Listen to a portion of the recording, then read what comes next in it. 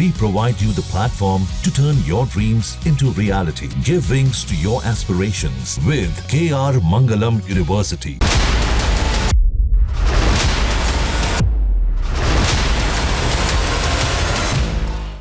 नमस्कार, मैं हूं मोहित राज दुबे। इस वक्त मैं पटना के भीतर हूं। पटना में विधानसभा चुनाव की शुरुआत होने वाली है, लेकिन उससे पहले सियासी पारा पटना से लेकर दिल्ली तक गर्म है।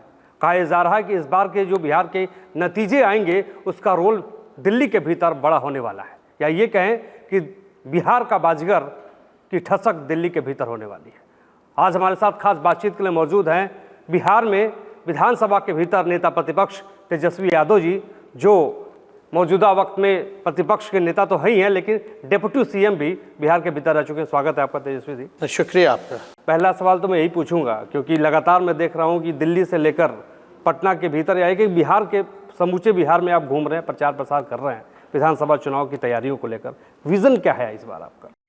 देखिए, विजन ये है कि नीति आयोग का रिपोर्ट अगर आप देखें तो 20 साल से नीतीश कुमार जी मुख्यमंत्री हैं, 11 साल से नरेंद्र मोदी जी प्रधानमंत्री हैं। राज्य और केंद्र में एनडीए की सरकार है, और नीति आयोग की रिपोर्ट में बिहार सबसे गरीब राज्य, सबसे ज़्यादा बेरोजगारी, सबसे ज़्यादा पलायन, शिक्षा चिकित्सा सबसे निचले पायदान पर, कोई कारखाना नहीं, कोई उद्योग नहीं, कोई धंधा नहीं।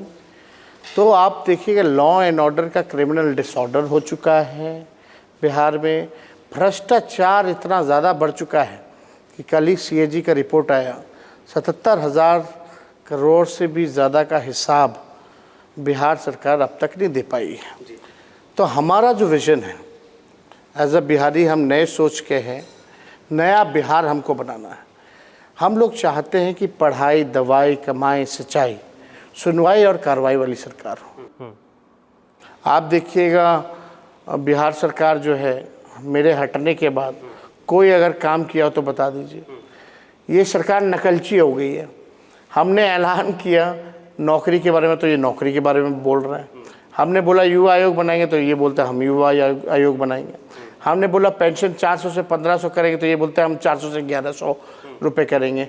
हमने कहा कि माई बहन मान योजना लाएंगे, 2500 रुपये खाते में हर महिला को देंगे, तो अब ये भी लाने वाले हैं जल्दी। हमने कहा 200 यूनिट फ्री में बिजली देंगे, तो ये कहते हैं 125 यूनिट फ्री में बिजली देंगे। यानी इनके पास जो मौजूदा सरकार है, इनके पास कोई विजन नहीं है। एक हफ्ते में 100 से भी ज़्यादा हत्याएं बिहार में हो चुकी हैं। कई बच्चियों के साथ गैंग रेप हो रहा है, अस्पताल में जगह नहीं मिलती, मृत्यु हो जाता है 11-11 साल की बच्चियों के साथ। अभी जो इसमें होम गार्ड वाले में जो भर्ती हो रहा था, उसमें दौड़ था, तो उसमें एक बच्ची बेहोश हो गई। प्रशासन ने एम्बुलेंस दिया और उस एम्बुलेंस में उस बच्ची के साथ गैंग रेप हुआ। मेरे घर के बाहर गोलियां चल रही हैं।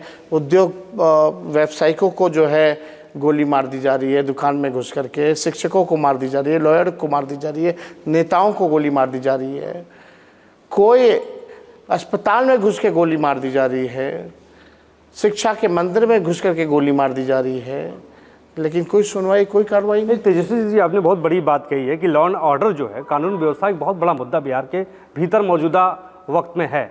लेकिन जब भी चुनाव आता है, चाहे लोकसभा की बात हो, विधानसभा की बात हो, तो जंगल राज की बात होने लगती है। आपके पिता के कार्यकाल के लोग बात करने लगते हैं। जो जंगल राज का जो टैग है, उस नैरेटिव को तोड़ने को लेकर क्या स्ट्रेटजी है आपके पास? आप एक बात समझिए, इन लोगों के पास उपलब्धि होती तो शायद अपने उपलब्धि का मुद्दा बनाते, उस पर चर्चा करते। यानी 20 साल से कोई उपलब्धि नहीं। 20 साल से क्या इन लोगों का एजेंडा है? केवल जंगल राज, परिवारवाद, और तो कुछ नया नहीं। 2005 से 25 एक ही मुद्दा है। इन लोगों ने क्या काम किया? उसकी तो उपलब्धि है नहीं, यानी निकम्मे लोग हैं। विजन भी नहीं है, हमारी नकलची कर रहे हैं ये लोग काम। तो ये लोग जो नैरेटिव सेट कर रहे हैं, तो आपको देखना होगा कि लगातार हम ही लोग सिंगल लार्जेस्ट पार्टी इस बिहार में बन रहे हैं। और पिछले बार तो लगभग हम लोग चुनाव ही जीत गए थे।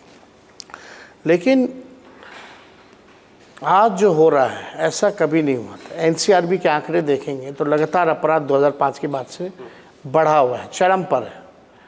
आप देखिएगा, परिवारवाद की बात करते हैं, नेशनल दामाद आयोग बना रखा है इन लोगों ने। सब परिवारवादियों को आयोग में जगह, 50% जो नीतीश जी की कैबिनेट में मंत्री हैं वो परिवारवाद वाले लोग हैं। इनके अलायंस पार्टनर जितने हैं परिवारवाद वाले लोग हैं। मतलब ये तो शर्मनाक बात है, शर्म आनी चाहिए। आप हमको बोलते हैं परिवारवादी, और इधर दाएं और बाएं अगर देखें तो कौन लोग हैं वो? तो चाचा को शर्म आनी चाहिए, मोदी जी को भी आनी चाहिए। मोदी जी आके बोलते परिवार के बारे में गाली देते हैं, तो चिराग जी के परिवार में कितने लोग हैं? जीतन राम मांझी जी के परिवार में कितने लोग हैं? इनके सम्राट चौधरी जो डिप्टी सीएम बने हैं वो हैं, उनके माता हैं, उनके पिता हैं, उनके भाई हैं, सब तो पॉलिटिक्स में हैं। लेकिन एक सवाल बड़ा लाजमी है। देखिए, बिहार के भीतर चुनाव आयोग SIR करवा रहा है और चुनाव आयोग का लगातार ये तर्क रहा है, वो कह रहा है कि हम शुद्ध मतदाता सूची चाहते हैं। क्या दिक्कत है आपको? किसी को दिक्कत नहीं। अब तक जितने चुनाव हुए हैं 2003 के बाद से शुद्ध चुनाव हुए हैं, फर्जी वाले चुनाव हुए हैं।